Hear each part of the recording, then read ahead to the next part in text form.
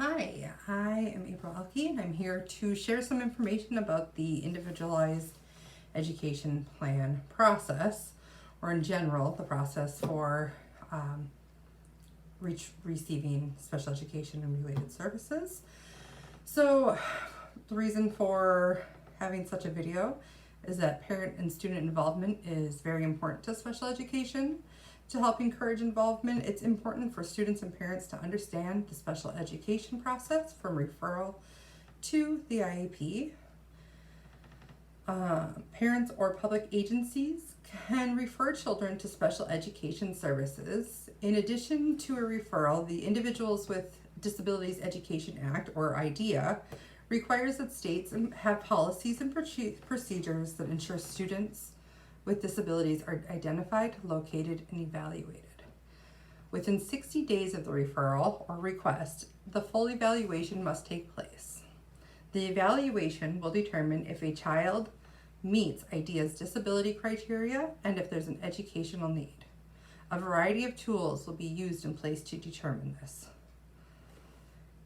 A group of qualified professionals will then meet to discuss the results of that evaluation and to make a determination of eligibility as to whether the child is eligible for special needs services and related services. If the child is eligible, they'll be put on an individual education plan, or IEP.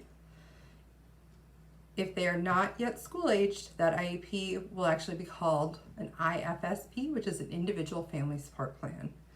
Today we're focusing on an IEP, not the IFSP. So an IEP is what would be put in place if your child is eligible for special education services. So that is a document that contains information about the present levels for your student. It indicates the current level of functioning and educational attainment for your child. It contains annual goals, who's responsible for those goals, how and when those goals are expected to be met. It contains information on supports and services the child will receive. This is a variety of services that are outside of the special education department typically.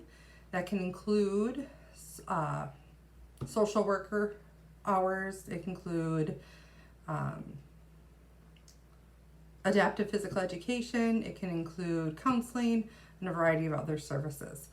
Identification of the IEP also contains identification of the appropriate educational setting to ensure that the child is in the least restrictive environment possible to meet their needs. Finally, the IEP will contain accommodations and modifications that will be implemented to help your child meet their educational goals. This IEP will go into effect usually fairly quickly. The IEP will state when it does go into effect and how long it's effective for. Quarterly progress reports will be sent home to parents to update them of their child's progress.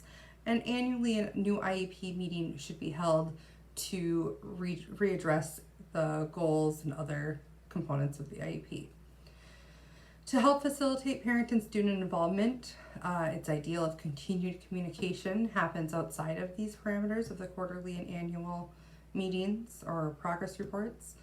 And then additionally, to help facilitate that, meetings and information planned for those meetings should be communicated ahead so that parents have the opportunity to ask any questions and provide any feedback.